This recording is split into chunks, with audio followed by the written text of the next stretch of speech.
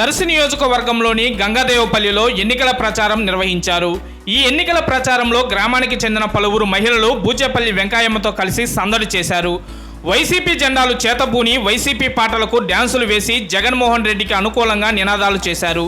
వచ్చే ఎన్నికల్లో సీఎంగా జగన్ మరోసారి గెలుస్తాడని బూచేపల్లి వెంకయ్యమ్మ ధీమా వ్యక్తం చేశారు.